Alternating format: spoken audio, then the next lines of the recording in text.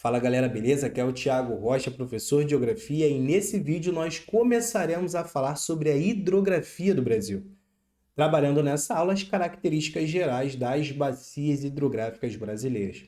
Se você ainda não é inscrito no canal, inscreva-se, deixe seu like nesse vídeo, vai me ajudar bastante e ajudar a crescer o canal.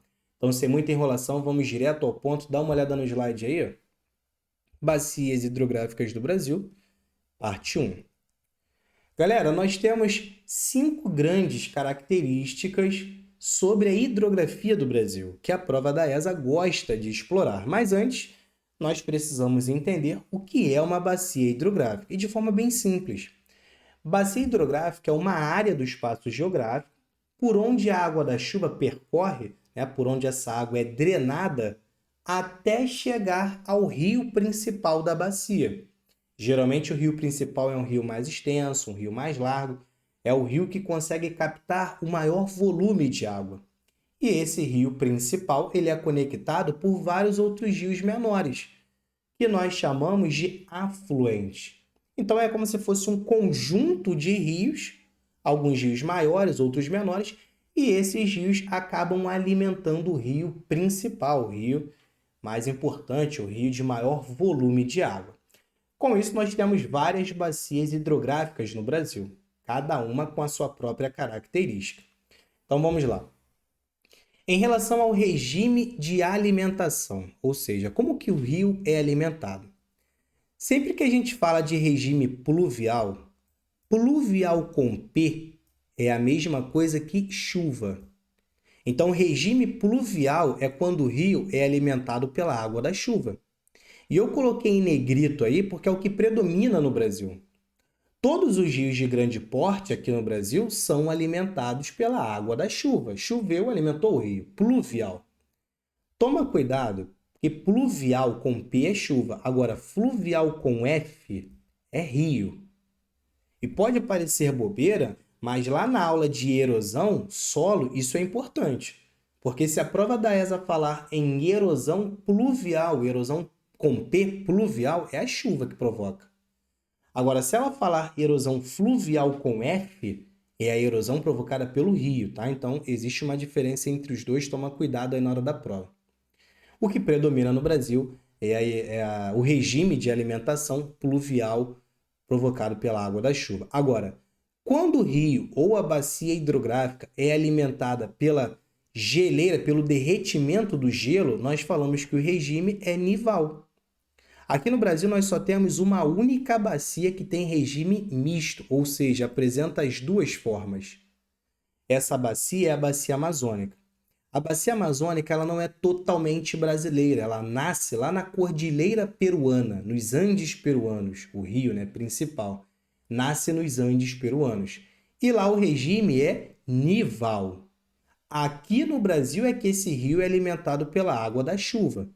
Então, a bacia amazônica é a única bacia com regime misto de alimentação, bacia amazônica. Todas as outras bacias são bacias com regime pluvial. Isso caiu na prova da ESA recentemente, tá? Falando que o rio principal da bacia amazônica, que é o rio Amazonas, ele é um rio que em toda a sua extensão, a prova dizia, que o rio Amazonas, em toda a sua extensão, apresenta o regime pluvial. Errado, se você lembrar que o rio Amazonas nasce na Cordilheira Peruana, por mais que o rio lá receba outro nome, tá? Se você lembrar disso, você vai lembrar que lá na Cordilheira Peruana o regime é nival. Então ela não tem regime pluvial em toda a sua extensão. Bacia Amazônica, o rio Amazonas tem um regime misto de alimentação. Voltando.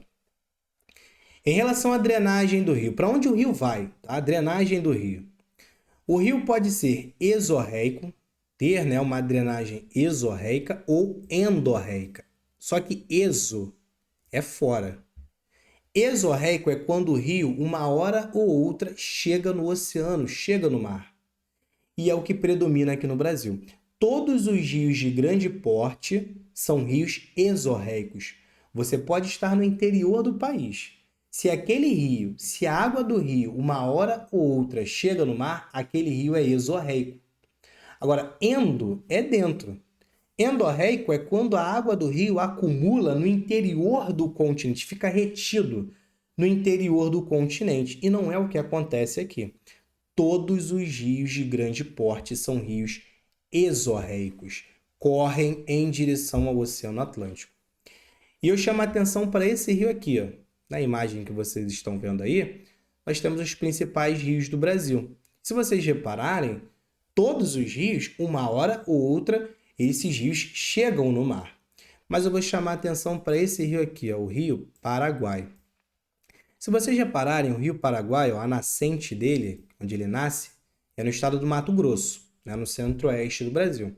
E esse rio, inicialmente, ele não corre em direção ao Oceano Atlântico, como, por exemplo, esse outro rio aqui, ó, o Rio Parnaíba.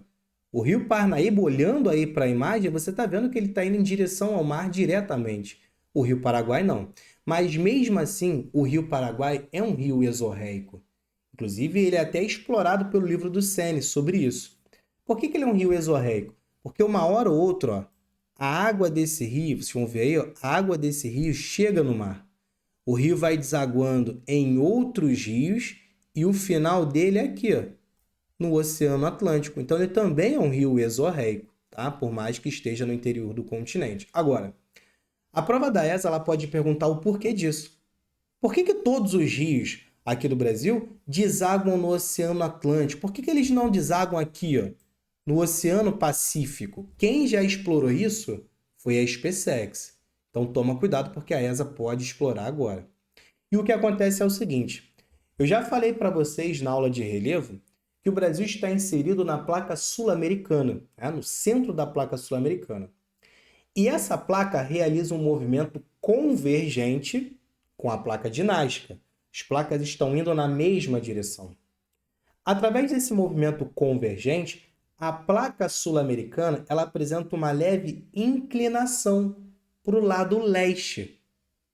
Por isso, todos os rios do Brasil correm em direção ao Oceano Atlântico, por conta dessa grande inclinação, leve, né?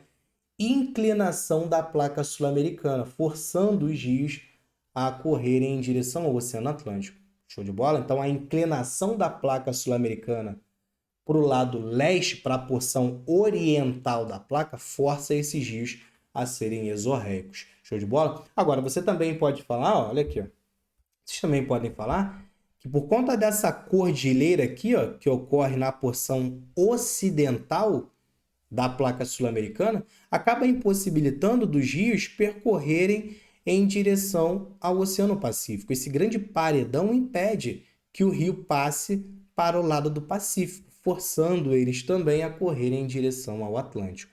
Show de bola? Voltando aí, ó.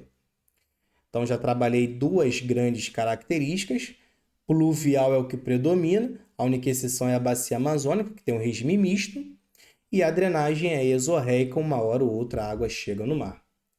Agora, em relação aos rios de planalto e rio de planície.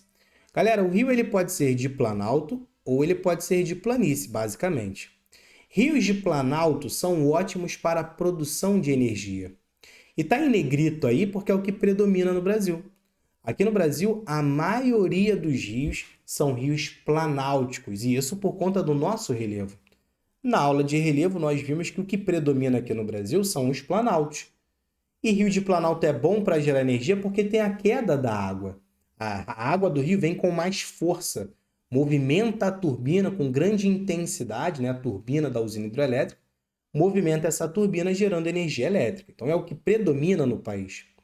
A maior parte da energia elétrica produzida no Brasil vem desses rios de planalto. Show de bola?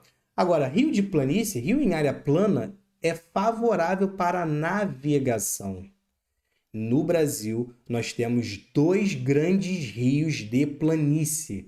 Rio Amazonas, que é o maior deles, tá? Em relação ao rio de planície, maior rio de planície, e o Rio Paraguai, que é o rio que corta o Pantanal Mato-Grossense. Dois grandes rios de planície muito utilizados para a navegação. Agora, toma cuidado, por quê? Eu aprendi que o rio de Planalto ele é bom para gerar energia, só que como tem a queda d'água, não é bom para navegação. Dá para navegar no rio de Planalto, tá? Através de um sistema que nós chamamos de eclusas. Eu vou mostrar para vocês lá na aula de bacia do Rio Paraná, o que é uma eclusa. Mas é como se fosse um elevador no rio. Eu vou mostrar para vocês isso, relaxa.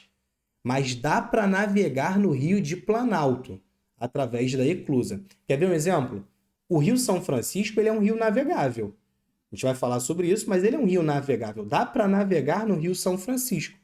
E o Rio São Francisco não é um rio de planície. Mesma coisa em relação à bacia do Rio Paraná. A bacia do Rio Paraná é a bacia que tem o maior aproveitamento hidroenergético. É muito utilizado para gerar energia, porque é um rio planáltico. Mas dá para navegar no Rio Paraná também, através das eclusas. Inclusive, é muito utilizada para transportar cargas aqui no país. A bacia do Rio Paraná, tá? Por mais que seja de Planalto. Show de bola? Então, toma cuidado com isso na prova da ESA. O Rio de Planalto ele é predominantemente usado para gerar energia. Muito forte a geração de energia. Mas dá para navegar também através das eclusas. Show de bola? Agora, bacias perenes e bacias intermitentes.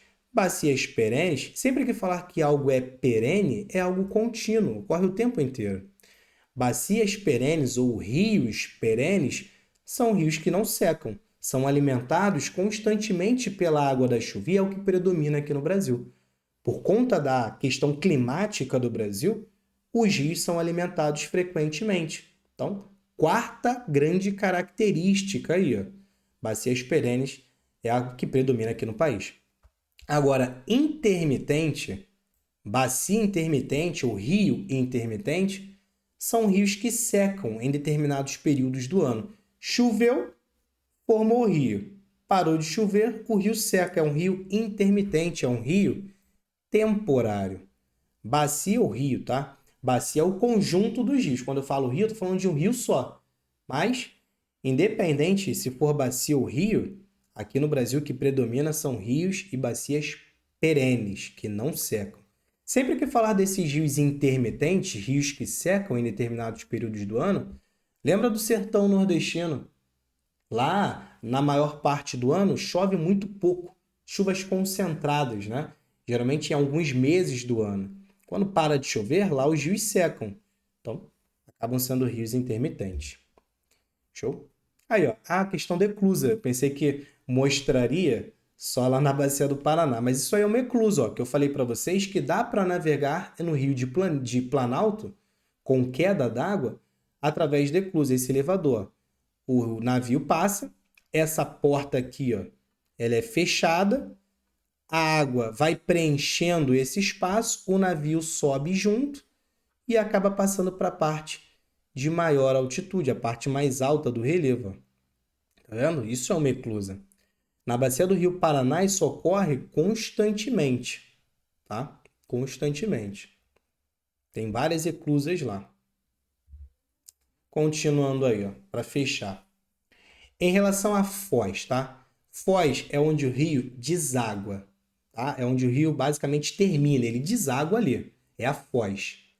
O que acontece é que a foz pode ser do tipo estuário ou do tipo delta, basicamente, tá? Delta e estuário. Foz em estuário, que é o que predomina, por isso está em negrito aí, ó, quinta grande característica do Brasil. Foz em estuário é quando o rio deságua em um único canal. Ou seja, o rio chega no mar em um único canal, um único braço, estuário, e é o que predomina. Foz em delta é quando o rio ele deságua em vários canais, vários rios menores.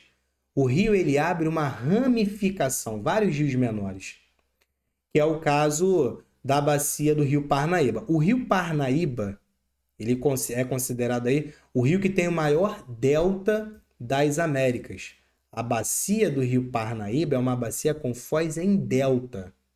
Rio Parnaíba, que a gente vai trabalhar lá no Nordeste, a foz desse rio, eu vou mostrar para vocês lá na aula de bacia do Rio Parnaíba, é uma foz que se divide em vários outros rios menores, daí foz em delta.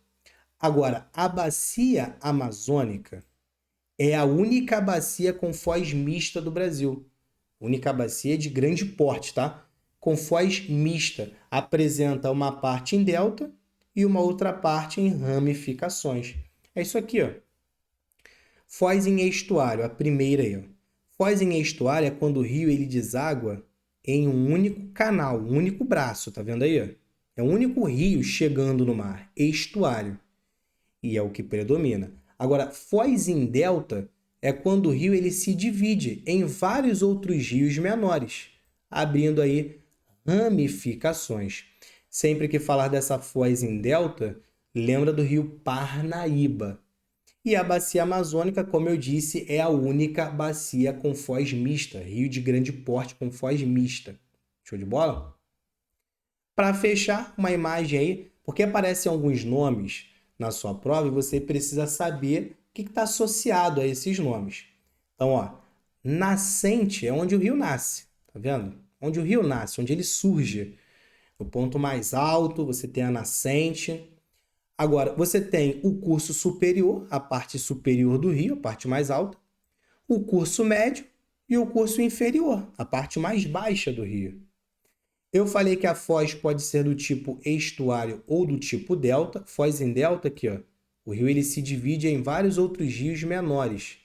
E entre esses rios você tem esses bancos de areia, acúmulo de sedimento, ó. Depósitos de sedimento, um banco de areia entre um rio e outro. Beleza? E a foz é onde o rio termina, onde o rio deságua. Agora, tá vendo esse nome aqui, ó, montante jusante? Montante jusante. Montante é quando você vai em direção à nascente, tá vendo? Tá indo em direção à nascente do rio, é a montante. E jusante é quando você vai em direção à foz, local onde o rio deságua. Montante está associado à nascente, jusante em direção à foz. Voltando nessa imagem aqui, ó, da eclusa, tá vendo que aqui eu coloquei, ó, eu coloquei não, né? Tem na imagem. Porta amontante e porta jusante. Isso quer dizer que o rio está vindo daqui, ó, montante, ele está vindo daqui de cima, está indo aqui para baixo, jusante. Então, quando você fecha a porta, já que o rio está vindo daqui da montante, esse espaço é preenchido pela água, fazendo com que o nível do rio suba e o navio suba junto. Tranquilo? O montante em direção à nascente, jusante em direção à foz. E aqui nós trabalhamos as principais características das bacias hidrográficas do Brasil. No próximo vídeo a gente vai começar a trabalhar bacia por bacia, dando início aí à bacia amazônica, beleza? Então vou ficando por aqui, até a próxima aula, beijos, abraços, fui!